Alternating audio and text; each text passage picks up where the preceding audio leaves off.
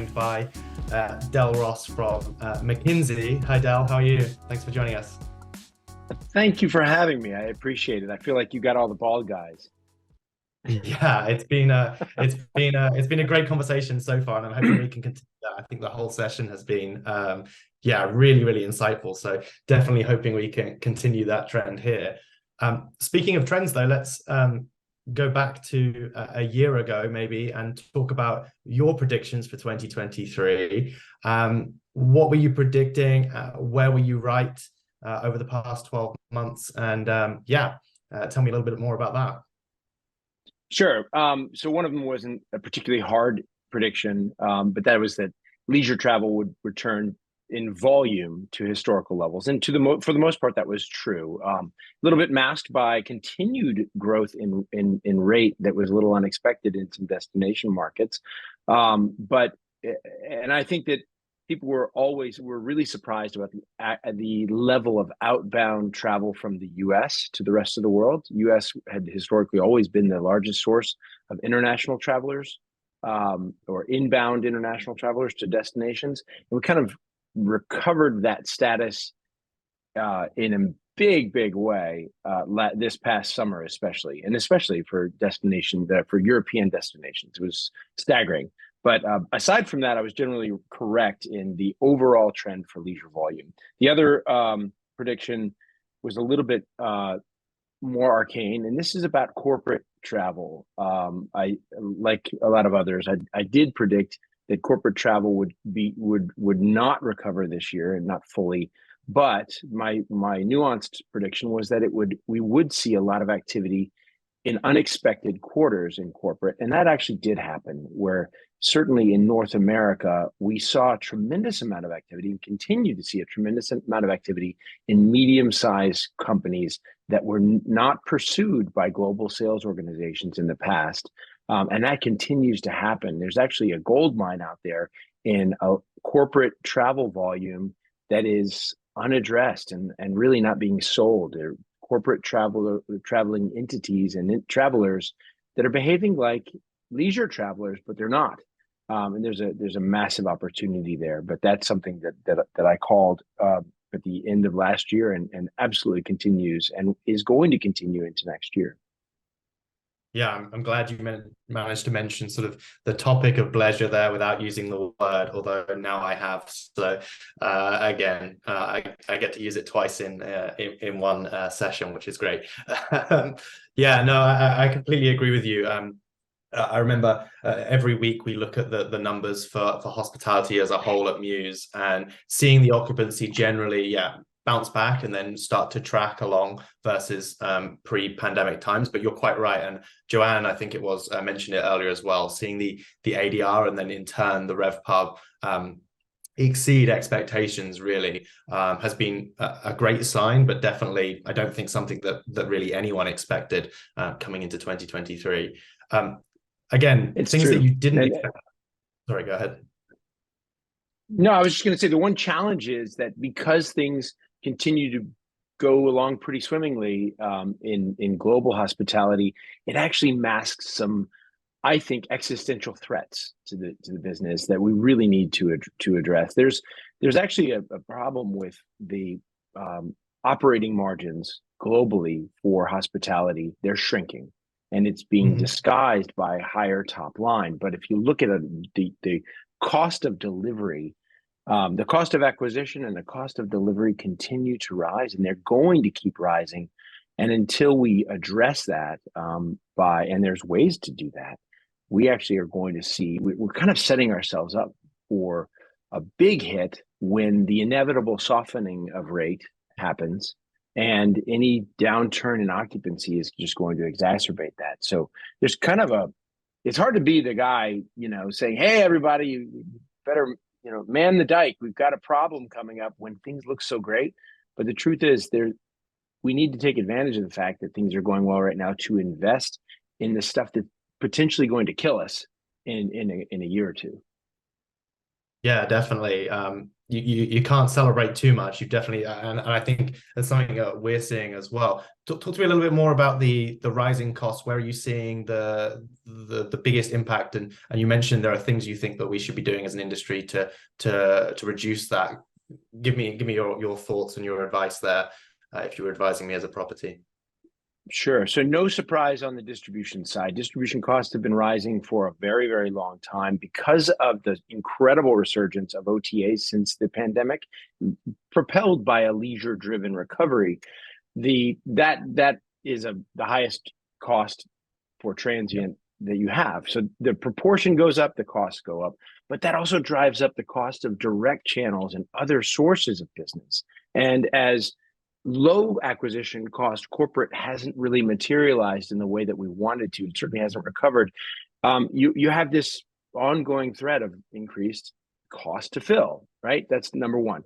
Then your biggest operating cost drivers: labor, energy, and financing, right? Labor's the cost of labor is astronomical compared to what it was just a few years ago. In North America, 2018, the average housekeeper earned about $8.75 an hour. And today, the average nationally is over $18 an hour in just a few years. And you can't fill the jobs. It's still incredibly hard to find people because it's actually not that hard to find high wage, low skill jobs in this market. And that's true in other parts of the world. So labor costs, massive increase, and that's going to continue. So finding efficiencies, finding better ways to use data to design schedules and track productivity, that's really going to continue to be incredibly important. We have seen some gains there, but we need to see some more growth on that side. Energy costs, second biggest cost, and second biggest controllable cost as well.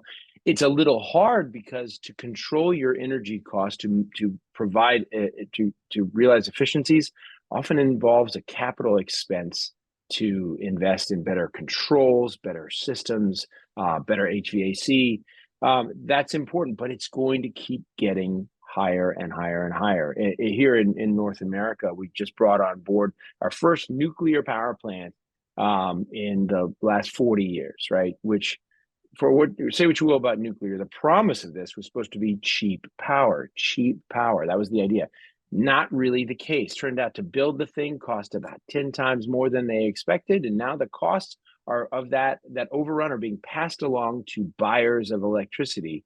And we're about to see, as each new reactor comes online here in the Southeast, especially, we're going to see a big boost in electricity. That's true across the board. So we're going to see that cost continue to increase. That's not great. And then financing costs. Look, we were lulled into a false sense of security with incredibly artificially low interest rates for a couple of decades. They're now back up substantially. They're still below historical averages, which is why there's still transactions happening, but they're much, much, much higher. That's a below the line cost that affects the owner's economics more than the operator's economics, but it matters a lot. These are things that have to be tackled. Yeah, absolutely. Does it worry you at all that people aren't paying enough attention, or do you think they are paying enough attention to these increasing costs, or does it worry you for if occupancy does drop in the next couple of years? Does it worry you for the industry as a whole? It does worry me because it's basically leaving us vulnerable to, or leaving the profitable players who are just capitalizing on the surge of demand, and honestly, the lower cost to serve that we were enjoying during the recovery period because we were offering less and charging more, right?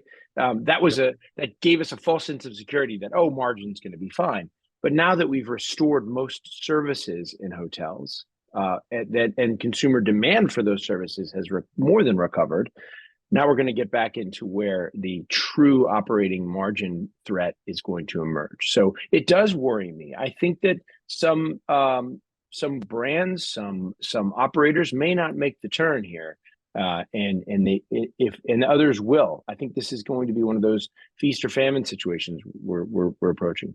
Yeah. Yeah. Would you say that those increasing costs were your biggest surprise of 2023, or was there anything else that that really caught you off guard? I think the things that I expected that didn't happen. I made a prediction about this being the first big year where we would use data to drive most decisions in hotels, not just distribution, but in operations, in development, everything. And to a large extent, that didn't happen. Certain segments, it did. I mean, people did embrace labor management much more so than they were before as a result of higher wage rates and difficulty to fill jobs. So that did happen, but across the board, didn't really happen the way I expected to. I think in part because the skill set to use data is just not there. And this is a people-powered industry built and run by people who love people. We can never replace the skill and talent of those who live to serve guests. That's the best and best use of our operators' time, is to serve the guest and deliver wonderful experiences during the stay. But all the other stuff you need before the guests arrive and even during that time, it's all data driven. And these same lovely people are not the best people to harness that data. They just simply can't. And I think I didn't anticipate that enough, that skills gap, plus another year of exceptional results, really kind of prevented the embrace of data-driven decision making to the extent that I expected to have happen. I also expected, honestly, some mergers in this space. I was almost right. We almost saw a big movement there with Choice and Wyndham, but that did not happen. I expected that we would see some consolidation. It looks like the market thought the same thing because valuations of these publicly traded hospitality companies are through the roof. But it really didn't happen, and that was a surprise. The other prediction that I got wrong was we underdelivered. I mentioned that earlier. We underdelivered in our industry since the pandemic. Delivering fewer services and honestly doing a poor job of delivery for those services we did provide. I expected more of a backlash. I expected that would haunt us a bit, and it really hasn't. Even though review scores are down and have not really recovered, it doesn't seem to be materializing in any reduced appetite to travel, not to the extent that I would have expected, or penalizing those providers which have done an exceptionally bad job. We will have a reckoning there, but it hasn't happened, and I thought it would have been this year. Yeah, I missed the first 15 minutes of today's session. I know that was Richard and Adam talking. I very distinctly remember Richard saying a year ago he was expecting to see some mergers this year. And you're right, we were very close, but it seems we didn't get there in the end. So I hope Richard put his hands up and said he was wrong, admitted he was wrong there, which is a rare occurrence for Richard because he's rarely wrong, but it definitely does happen. There was another big surprise. Sorry, one more big surprise that happened this year, and it should have happened forever ago. I was one of the few that was crying for this to happen when I was still with IHG. The introduction by Hilton and IHG of what we cynically refer to as exit brands, the Spark brand, the Garner brand, rather than allow perfectly good old hotels to leave your system and go join another system because they can't make the PIP or it's just no longer a brand fit. Hilton launched Spark, which allows them to convert their old Hampton Inns and other old hotels that, again, are perfectly good hotels, and convert them and keep that franchise revenue, keep them in the system. IHG quickly followed with its Garner brand. It also allows these brands to start poaching the brands that have benefited from the years of the Choice and Wyndham. That's a big deal. And I didn't think that was going to happen because of because it never did. And suddenly it did. And I think that will be, from a brand standpoint, the biggest, most profound impacting change that happened in this past year. Okay, fantastic. Looking forward to 2024 then, you mentioned, and I feel like it's been a long time coming, about data. We've been collecting data. We seem to have the data, but you're quite right. We just haven't executed on it. We still struggle to identify who our guests are. Do you think 2024 is going to be the year for that? Do you think AI is going to help with that? What are your thoughts and what are your other predictions for 2024 as well? Right. So first, data. Yes, I'm going to go out there again and say this is the year of data. And this time I mean it. And it is absolutely for the reason you mentioned, because of AI. There's a lot of talk about what AI does for travel. And what people go through to right away is it'll help people make travel decisions and choose a destination, figure out their, maybe. But honestly, that's not very deep thinking. The better thinking is exactly what I was talking about before. I guess I just complimented myself, but that we Definitely, don't don't worry. have that big data analysis skill set in the folks who are making runtime decisions in our industry. But AI can do that for you. That's what it's great at. It's taking massive amounts of data from multiple sources and coming up with the what do you need to do now decisions. I think that Totally. AI harnessing these data, these big trends is going to be big. I'll give you one example that I think is going to help a ton. And that is, I mentioned in corporate recovery from mid-tier companies that are not managed, they look like leisure travelers, but they're really corporate. Well, Yep. AI can actually help you identify who those companies are. If you are a multi-unit operator or a brand, you can see patterns and say, hey, wait a minute, these 100 stays are actually from the same entity, right? Yep. We should send a salesperson to call on them and try to secure the rest of their share. That's a big deal. That's an example of how AI can actually help recognize patterns where a myopic human looking at their data and one type of data only, they'll just miss it. So that's an example, and there's plenty of others, I think. So yes, this 2024 will be where the data revolution really takes root across almost every aspect of our industry. That's one prediction. Fantastic. Yeah, I really hope so too. It feels like a long time coming. Lots of conversations I have with clients are around, oh, we need data. Where are we going to store it? How are we going to store it? What can we collect? But you're quite right. We just aren't using it.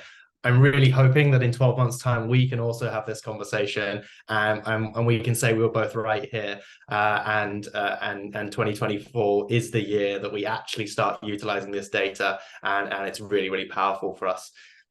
Thank you very much, Good. Cal. Great I got conversation. two more quick predictions, and I'll just go out on a limb. One is account attribute-based selling. It's been out there forever.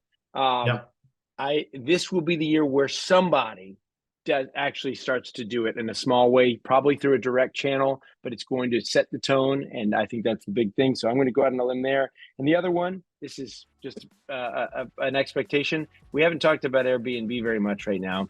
I think Airbnb, very tactically, their next step in incursion in our space is a co-branded credit card. Haven't had it yet. It's going to happen. That's my bet for this year. Too much money in it for them and too big of an opportunity. So thank you again for having me today. Yeah.